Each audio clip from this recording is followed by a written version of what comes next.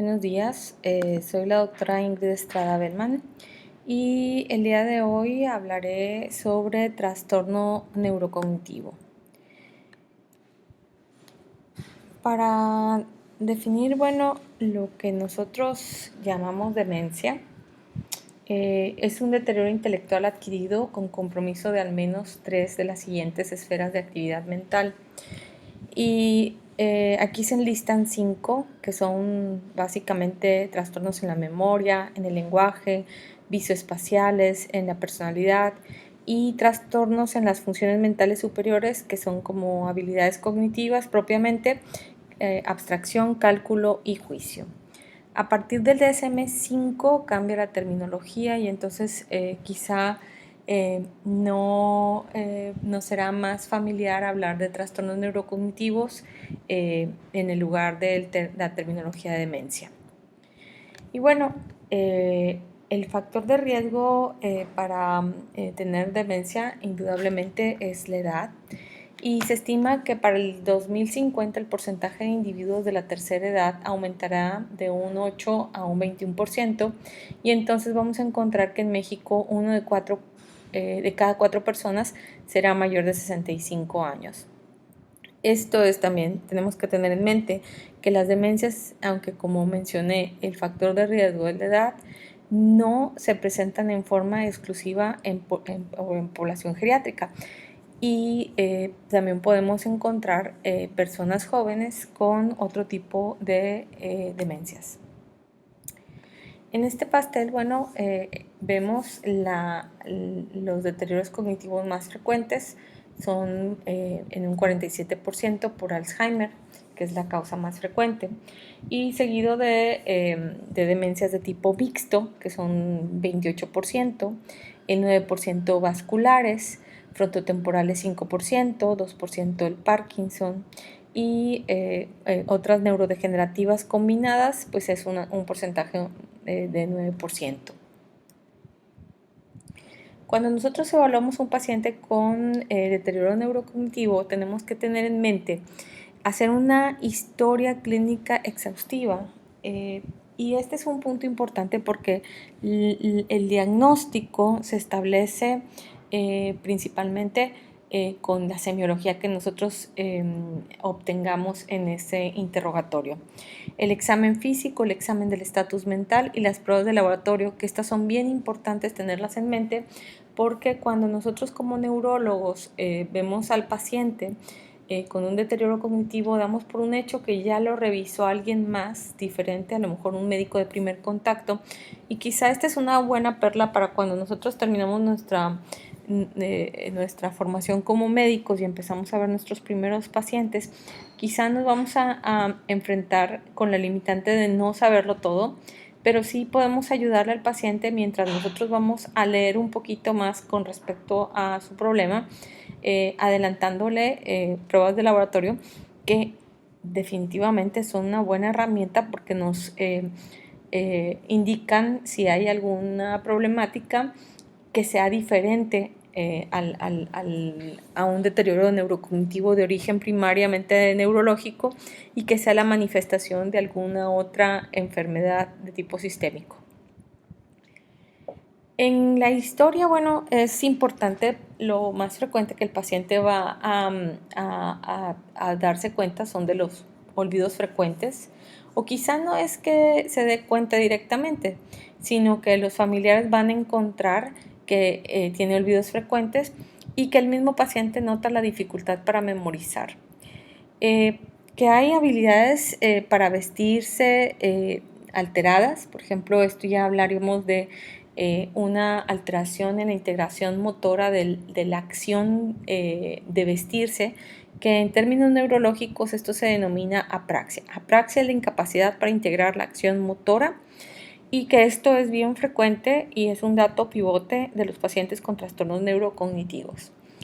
Accidentes automovilísticos frecuentes no es algo normal que alguien tenga frecuentemente accidentes automovilísticos o repetidos accidentes, por decirlo así, choques en el mismo lado, 3 choques en una semana, que se pierda incluso, que eso también podemos ver los códigos que ya existen de las personas adultas mayores cuando se salen de la casa sin rumbo y que entonces se pierden. Alteraciones en el comportamiento, que también hay que interrogar cómo era antes la personalidad del paciente. Siempre una pregunta básica es, ¿era introvertido? ¿Era extrovertido? Y a partir de esta pregunta nos podemos enfocar en si estas alteraciones en cuanto a su cambio de conducta se acompañan de apatía, si ha visto cosas o ha escuchado cosas, ha tenido alucinaciones de cualquier tipo, visuales, auditivas, sensitivas, trastornos del sueño, depresión, agitación y ansiedad. Y esto principalmente quizá ellos tengan ya historia crónica de cuadros de tipo neuropsiquiátrico y que tengan muy mal manejo o muy mala respuesta al manejo que les dan los psiquiatras o con antidepresivos o ansiolíticos. La inteligencia y el nivel educativo, esto es bien importante porque, bueno, los neuropsicólogos ahora hablan de una reserva cognitiva. Entonces, a mayor reserva cognitiva que tengamos, es menos evidente los cambios de deterioro cognitivo temprano. Antecedentes neurológicos y psiquiátricos, claro, hay que tener en mente que los esquizofrénicos, los trastornos de déficit de atención e hiperactividad, los bipolares, todo el antecedente de tipo psiquiátrico, tarde o temprano envejecen y se pueden confundir incluso hasta los trastornos obsesivo-compulsivos con deterioro neurocognitivo si no se hace ese cuadro diferencial. Pero ¿qué herramientas nosotros utilizamos al momento de que abordamos un paciente con deterioro neurocognitivo? Una de las herramientas que nosotros como neurólogos o como médicos tenemos que tener en mente y que es sencillo de realizar es el mini mental de Fonstein, y que estos son 30 ítems de los cuales el rango normal es el puntaje entre 26 y 30. Esto sí quiero aclarar, es una herramienta, pero no hace el diagnóstico. El diagnóstico de un deterioro neurocognitivo es un diagnóstico más, no es solo con una herramienta. Si nos basamos no nada más con una prueba, sino que también si nosotros vemos que esto está alterado, yo creo que ahí sí ya justifica interconsultar con un neuropsicólogo para que haga una batería de estudios. Incluso el neuropsicólogo nos va a apoyar y nos va a dar una base de cómo estaba el paciente al inicio y quizá al año de estarlo revisando, darle seguimiento a través de estos estudios. A veces, bueno, ellos mismos también hacen este test de figura compleja de Reich-Ostrach y que nos ayuda a evaluar la organización perceptual como la memoria visual en individuos que tengan una lesión cerebral. El Stroop Test, el de los colores y decir el color de la palabra, esto nos ayuda para los pacientes que tienen problemas disejecutivos, problemas de inatención, pues van a tener más error al momento de que se estén concentrando con el tiempo. Y bueno, cuando nosotros le pedimos a los pacientes hacer figuras sobrepuestas, esto también estamos evaluando dos cosas: el sentido de profundidad, el sentido visoespacial y de alguna forma la apraxia al dibujo. Esto, como lo comenté, la apraxia es la incapacidad para integrar la acción motora. Asimismo, vemos en el cuadro C que el paciente pudiera tener una apraxia ideomotora a la escritura, y también nosotros nos podemos dar cuenta hasta de la hilación de la sintaxis de las oraciones que él pueda escribir. Cambios en la letra, por ejemplo, la micrografía es bien característica de problemas neurodegenerativos como la enfermedad de Parkinson. Y quizá, bueno, nosotros en la consulta de enfermedades neurodegenerativas, específicamente del Parkinson o de demencias de tipo subcortical, vemos esta herramienta que es el Montreal Cognitive Assessment, que es el MoCA, en donde el puntaje igualmente es de 26 a 30 como normal, y menos de 26 ya nos indica que hay alguna alteración que se debe de investigar. Aquí, a diferencia, bueno, le damos énfasis a lo ejecutivo, a lo visoespacial, con la integración de un cubo al momento de dibujarlo, y esa conexión numérica o conexión entre el orden de un número con una letra es también una parte muy importante para poderlo diferenciar de las demencias de tipo cortical. ¿Qué exámenes de laboratorio pedimos? Bueno, lo más elemental, biometría completa, y ahí estamos revisando que el paciente no tenga alguna enfermedad de base, por ejemplo, una anemia normo-normo, por ejemplo, de enfermedades crónicas, de una anemia microcítica, hipocrómica, que no tenga datos de sangrado incluso, electrolitos séricos, ver que no tenga alguna alteración, hiponatremias, hipercalemias, que nos estén pidiendo el investigar más a fondo y tratar de explicar estas alteraciones.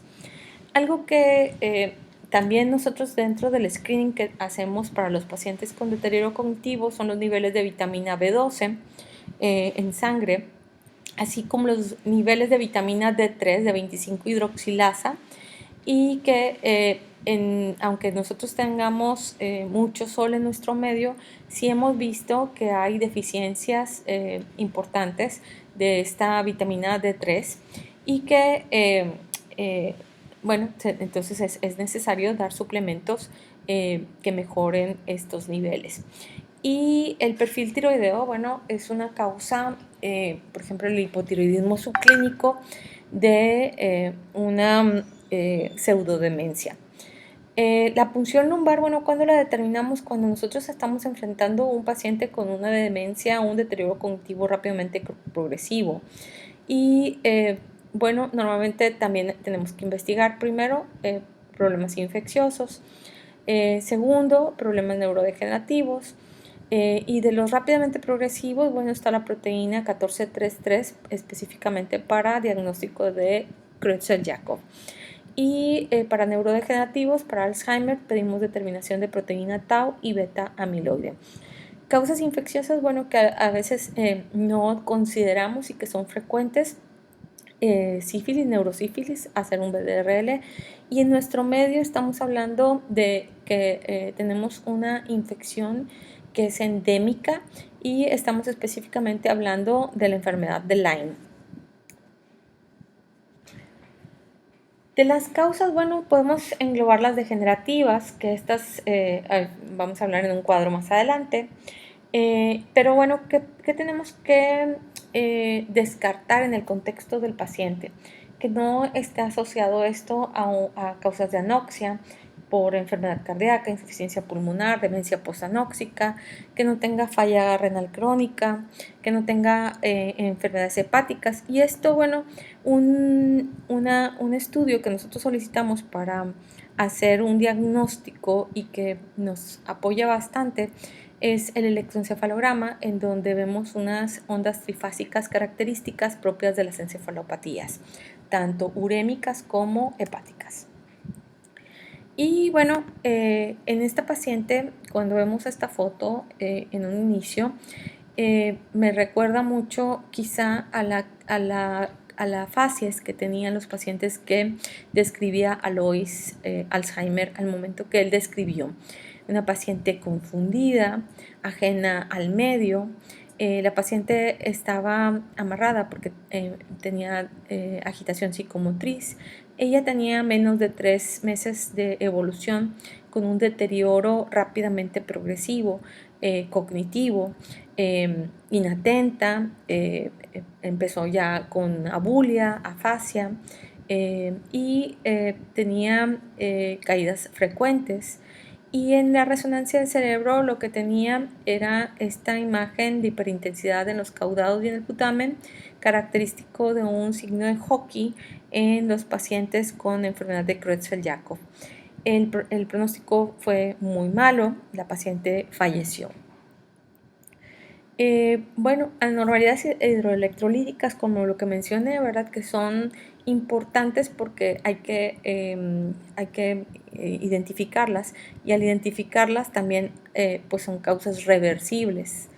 La demencia tipo vascular, que en otras diapositivas veremos los criterios de Hachinsky que son importantes para el diagnóstico, y el antecedente del trauma craneal. Esto es, por ejemplo, las demencias que presentan los boxeadores, la demencia pugilística, las contusiones múltiples y los pacientes con hematomas subdurales, en donde característicamente van a tener fluctuaciones en su deterioro neurocognitivo. Desórdenes de la mielina, como vamos a ver, en la esclerosis múltiple, característicamente al momento de que van teniendo atrofia cerebral, van desarrollando también deterioro de este tipo. Y bueno, las neuroinfecciones, que ya hice una referencia en diapositivas pasadas. Otras causas, bueno, hidrocefalia, cáncer, deficiencias de vitaminas, endocrinopatías, intoxicación, toxicidad y desórdenes inflamatorios. En las demencias progresivas, y este cuadro, y me detengo un poquito porque de aquí es muy práctico sacar preguntas de cuadros clínicos para poder diferenciar, por ejemplo, entre la enfermedad de Alzheimer familiar y la típica que nosotros vemos, en donde los pacientes con enfermedad de Alzheimer, la edad de presentación son mayores de 65 años y característicamente tienen alteraciones en la memoria amnésica, pérdidas frecuentes, alteraciones en el ciclo del sueño, apatías. Los signos neurológicos, al momento que los revisamos, pueden ser normales, pero bueno, de acuerdo a cómo van avanzando los pacientes, pueden empezar a notar ciertos cambios a la exploración neurológica.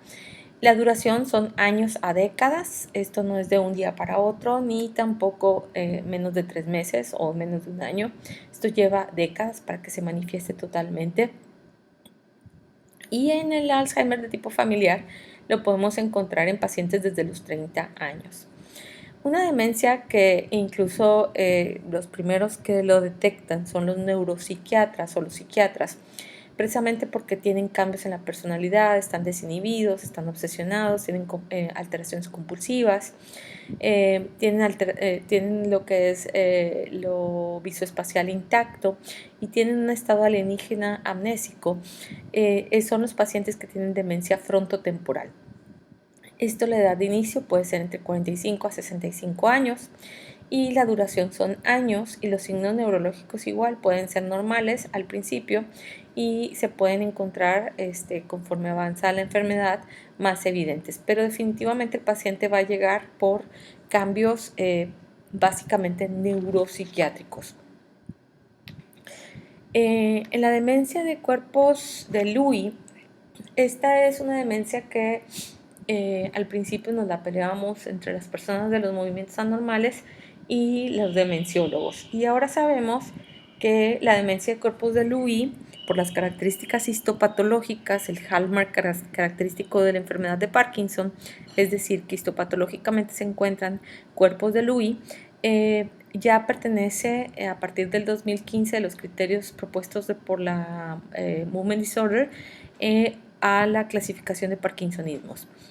El paciente que va a presentar, bueno, clínicamente puede tener datos como si fuera un Parkinson, con datos extrapiramidales, pero predominantemente va a tener más rigidez que temblor, va a tener historia de caídas tempranas, va a tener alucinaciones visuales, y si nosotros le damos un neuroléptico, esto de sensibilidad a los neurolépticos significa que va a tener un efecto paradójico, es decir, doctora, yo tengo mi paciente con alucinaciones, usted le dio aloperidol y al contrario se puso como demonio de Tasmania. Eso es un efecto paradójico, entonces tendremos que hacer uso de otro tipo de neurolépticos de tipo atípico para poder mejorar esta situación.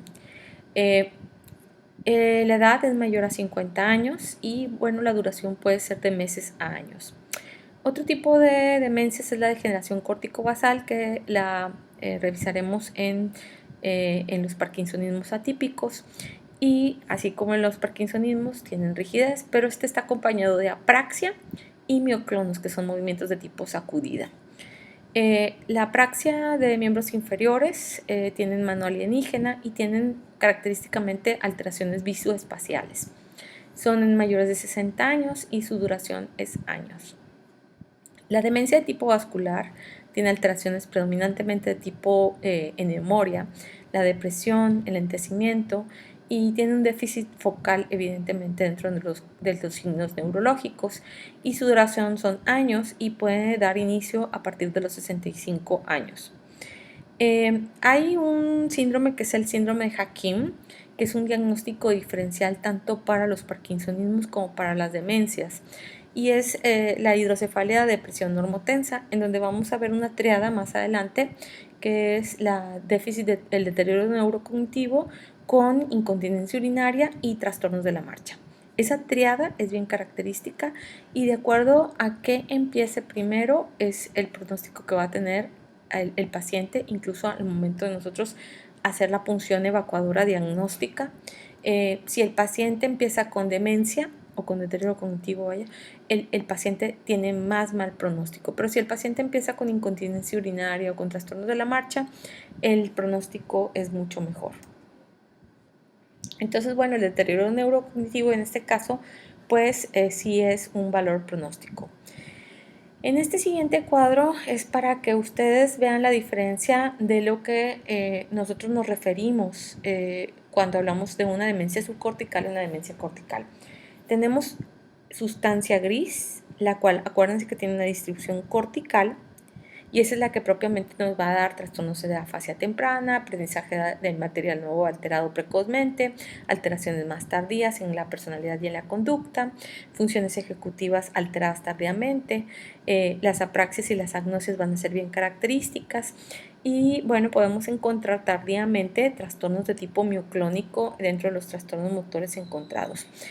Y también tenemos sustancia gris subcortical, que estamos hablando de los ganglios de la base, los núcleos de la base, del núcleo caudado específicamente, y que estas se van a caracterizar por anomia, lentitud del discurso, dificultad para recordar sin alteración en el aprendizaje, es decir, vamos a tener más problemas de tipo disejecutivo, el paciente puede tener apatía, falta de motivación, depresión, y las funciones ejecutivas están precozmente afectadas.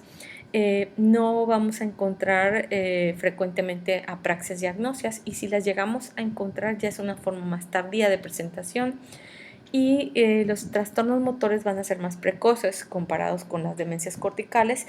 Esto es, estamos hablando de datos extrapiramidales principalmente como rigidez, temblor, trastornos del movimiento del tipo coreico o distonías. Estos son los criterios originalmente propuestos en 1984 y que en esta diapositiva me gusta ponerlo porque es un dato histórico que tenemos que tener en mente. ¿Por qué? Porque esta terminología ha cambiado. Dentro de la fisiopatología de la enfermedad de Alzheimer, específicamente hablando, nosotros sabemos que en el cerebro hay sustancias que son neurotransmisores y que son mensajeros bioquímicos. En este caso, por ejemplo, para el movimiento, estamos hablando de la dopamina, para las emociones estamos hablando de la serotonina, para el automatismo, las funciones viscerales estamos hablando de la noradrenalina y para la memoria específicamente estamos hablando de la acetilcolina y que hay redes neuronales en donde cada neurona se comunica a través de estos neurotransmisores y entonces si estamos hablando de deterioro neurocognitivo el que va a estar más afectado son las neuronas que producen acetilcolina. En este caso hay dos sellos bien característicos que encontramos en los pacientes que tienen demencias. En la demencia de tipo Alzheimer, cuando hay muerte neuronal, puede haber formación de marañas, ovillos neurofibrilares y los cuerpos amiloideos. Pero, ¿qué mecanismo detona todo este tipo de lesión? A nivel de la membrana neuronal, nosotros tenemos dos proteínas básicas que van a fragmentar la proteína precursora de beta amiloide. Esta es la alfa secretasa y la gamma secretasa en condiciones normales. Y esto permite que esa fragmentación sea en pedazos pequeños, hidrosolubles. Pero en condiciones patológicas nosotros no tenemos alfa secretasa, sino en lugar de la alfa secretasa tenemos beta secretasa, que junto con la gamma secretasa, la proteína precursora de beta amiloide, es fragmentada en porciones muy grandes, que son poco hidrosolubles, y que eso permite que se agreguen formando las placas amiloideas y que son muy tóxicas para la neurona. Por otro lado, en la neurona hay un sistema por el cual se alimenta y pasan todo el equilibrio importante de ella, y que son los microtúbulos, que estos están estabilizados por una proteína tau. Esta proteína tau, al momento de estar hiperfosforilada, empieza a haber una desestabilización de ese microtúbulo, y este microtúbulo forma una parte importante del citoesqueleto de la neurona, y al momento de perderse ese citoesqueleto empieza a haber destrucción neuronal. A veces cuando hablamos de la apoptosis neuronal, pues uno imagina que la neurona explota, y no, simplemente se va reduciendo de tamaño de tal forma que es como una pasa que se va disminuyendo de tamaño. Y esto entonces da una muerte acelerada de neuronas, lo cual induce una atrofia bastante marcada del cerebro. El doctor Reisberg en 1982 define 7 fases que describen perfectamente la enfermedad de Alzheimer. Y bueno, Braak histopatológicamente también lo define, pero quizá en 6 etapas en cuanto a la distribución de toda esta histopatología característica. Y si ustedes se fijan y echan números en estas fases, se van a dar cuenta que lleva alrededor de 15 a 20 años en total en darse la manifestación característica. Pero bueno, empezamos primero con el deterioro involucro de la parte del lóbulo temporal, de los circuitos de Papez. Luego seguimos con el lóbulo frontal, se empiezan a alterar las funciones frontales y luego parietales, y finalmente se generaliza el daño hasta llegar hasta el lóbulo occipital. A partir del WAS, bueno, tenemos un poquito más de conocimiento sobre la genética, pero aquí lo importante es en quiénes vamos a estudiar genéticamente los genes de las demencias. En quienes, bueno, pacientes que tengan un inicio temprano, antes de los 60 años, y que vamos a buscar específicamente, por ejemplo, los genes precursores de proteína amiloide, y las presenilinas 1 y presenilinas 2.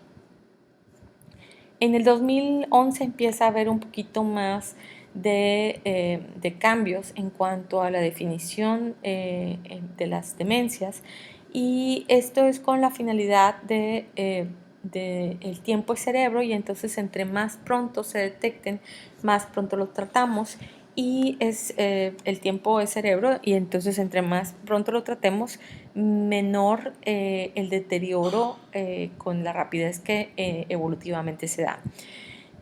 Idealmente pues sería diagnosticarlo preclínicamente, pero eso es para fines investigacionales, porque la preclínica estamos hablando de esa amiloidosis asintomática que ya se está dando en la etapa 1, en la etapa 2 ya empieza a haber neurodegeneración y la amiloidosis, y en la etapa 3 amiloidosis, neurodegeneración y ya un deterioro cognitivo sutil. Quizá la mayor parte de los pacientes cuando llegan a la consulta ya clínicamente establecido, podemos hablar de un deterioro cognitivo leve, que quizá no todos los pacientes que tengan un deterioro cognitivo leve progresan a un deterioro neurocognitivo mayor o una demencia propiamente. Entonces, lo que hacemos es al paciente, al cabo de un año, es volverle a repetir la valoración neuropsicológica y ver si esto mejoró o si progresó. Esto es lo que les comentaba, el tiempo es cerebro y bueno, ganarle tiempo al tiempo en cuanto a tratamiento y a manejo de este tipo de pacientes.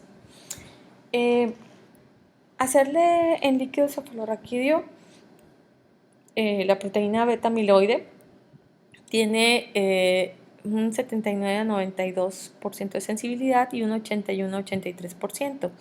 Y la proteína tau, la determinación puede tener hasta un 97% de sensibilidad y un 95% de especificidad. Y cuando lo pedimos juntos, la proteína tau y la beta amiloide en líquido cefalorraquídeo juntas, nos aumentan estos números.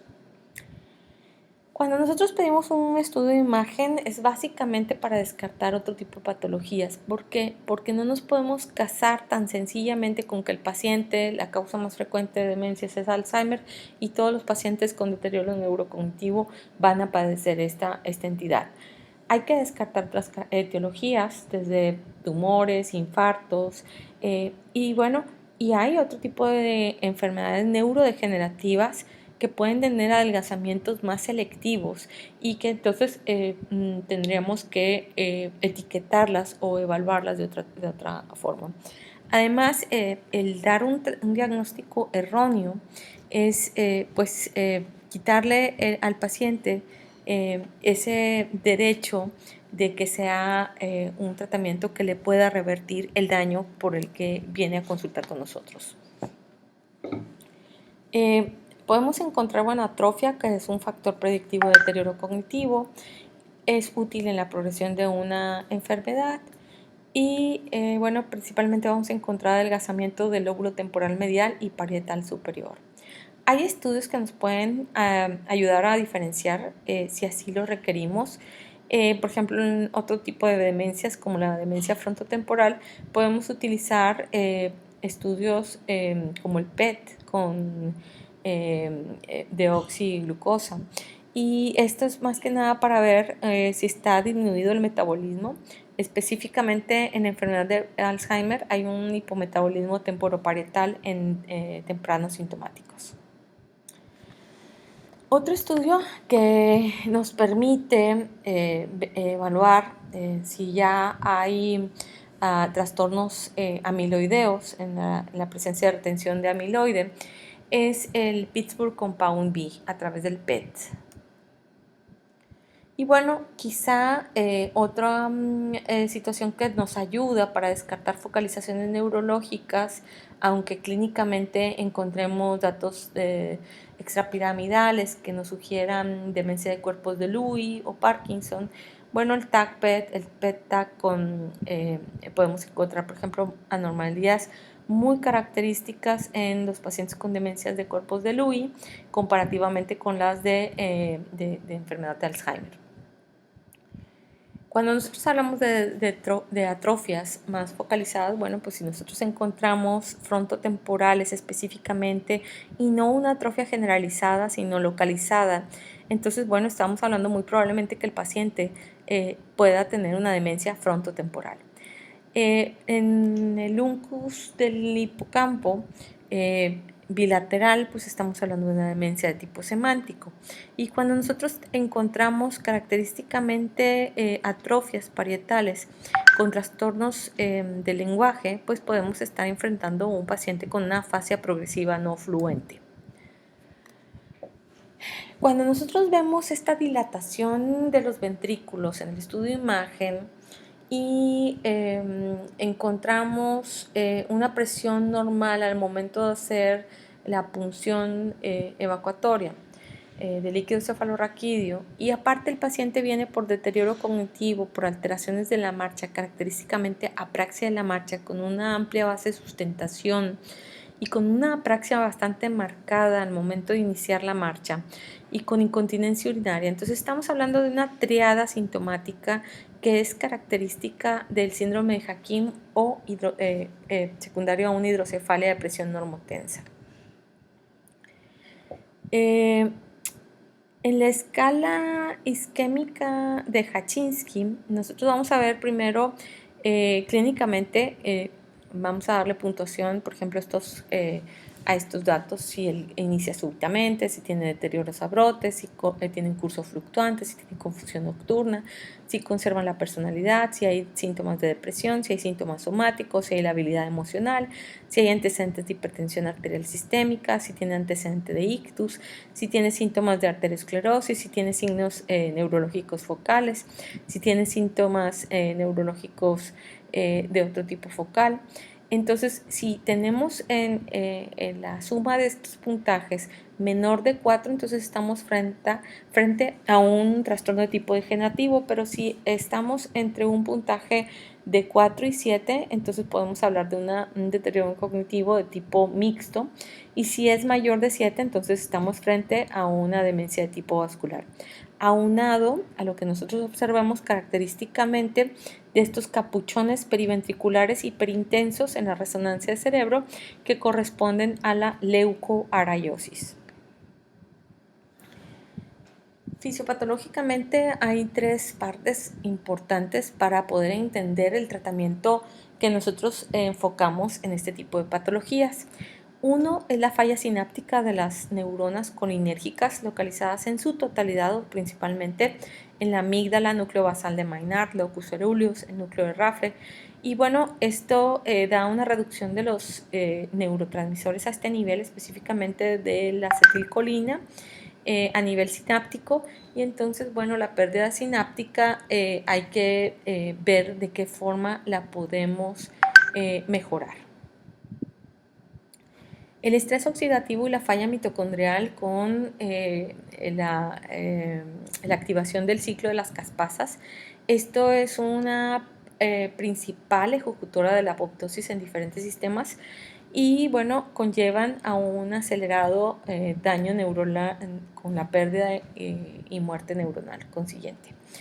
El mecanismo inflamatorio este es importante. La neurona no está sola, está apoyada por la glía, por los astrocitos y por la microglía. Y esto, cuando hay cambios inflamatorios con liberación de citoquinas, esto desencadena procesos inflamatorios con una entrada anómala de calcio a la célula, con una sobrereactivación de los receptores glutamatérgicos de la N-metil de aspartato. Cuando nosotros tratamos a un paciente específicamente con demencia de tipo Alzheimer, el objetivo del tratamiento, si ustedes recuerdan el video, son 2. Inhibir la formación de depósitos de amiloide, si se acuerdan que no eran poco hidrosolubles, aumentando la solubilidad del mismo, que al momento es un sueño guajiro, y disminuir la hiperfosforilación que vemos patológicamente de la proteína tau, y esto que detona la muerte neuronal y que también tenemos que tener en mente la supresión de la inflamación y la regulación de la apoptosis. Pero ¿qué medicamentos entonces tenemos para hacer esto? Si recordamos la primera diapositiva, las alteraciones sinápticas de la concentración de acetilcolina, pues bueno, lo que queremos es aumentar la concentración de la misma en la sinapsis, y esto vamos a hacerlo inhibiendo su hidrólisis y también, bueno, indirectamente se cree que puede desacelerar la deposición de amiloide y que retrasen el proceso de la enfermedad de Alzheimer. ¿De qué estamos hablando específicamente? ¿Qué tipo de medicamentos? Los anticolinesterácicos. Estos son los 3 anticolinesterácicos que más frecuentemente utilizamos: el donepezilo, la ribastigmina, la galantamina, que bueno, dejo aquí la información en estas tablas, la forma de administrar, los efectos adversos, las contraindicaciones y lo que tenemos que tener bien en mente antes de prescribirlos. Esto es contraindicaciones absolutas y particulares y relativas. Y bueno, cómo iniciarlo y cómo tomar la decisión definitivamente de agregar un segundo medicamento coadyuvante. Esto es los antagonistas no competitivos de los receptores glutamatérgicos N-metil de aspartato. Y esto es porque al momento de haber procesos inflamatorios, lo mencioné en las diapositivas anteriores, La elevación patológica de los niveles de glutamato puede ocasionar una disfunción neuronal y para contrarrestar este efecto, pues utilizamos este tipo de medicamentos. ¿A qué me estoy refiriendo? Bueno, a la memantina específicamente. La dosis originalmente era de 5 a 10 miligramos por kilo, ahora estamos cada vez más convencidos que se puede aumentar hasta 20 miligramos por kilo. Se ajustan de acuerdo a pacientes con insuficiencia renal. Y la otra, se deben de administrar todos los medicamentos en la mañana, no en la noche, para evitar agitación psicomotriz por parte del paciente. Y se contraindica el uso con otros antagonistas, por ejemplo, como la bantadina, el dextrometorfano y la ketamina. Hay que tener muy eh, presente esto. Y bueno, como conclusión, cuando se recomienda los anticolinesteráticos, bueno, para estadios leves y moderados, pero cuando ya la demencia es moderada y severa, nosotros entonces tenemos que agregar los antagonistas del receptor glutamátérgico. El tratamiento de los trastornos no cognitivos, bueno, tienen que ir a la mano de otro tipo de procesos de adaptación al paciente al medio, así como tratar de integrarlos, de ponerles ejercicios tanto físicos como mentales, como terapias de tipo pintar, que también nos ayudan a estar haciendo sinapsis o al estar activando esos neurotransmisores. Y una parte bien importante también es tener en mente a la familia, al cuidador y esa calidad de vida, que si tiene buena calidad de vida el paciente, la va a tener también la familia, el cuidador y el desgaste como familia también lo vamos a ir haciendo más leve. Hay que tener en mente de que en algún momento nosotros hemos sido cuidadores, vamos a ser cuidadores, hemos sido cuidados o requeriremos ser cuidados. Y por último les dejo una liga de un video que me gusta mucho de una terapia de validación para que lo revisen y espero cambie un poquito ese concepto que hasta el momento tengan ustedes sobre el deterioro neurocognitivo y la integración del paciente y los estímulos que nosotros le tenemos que dar. Gracias.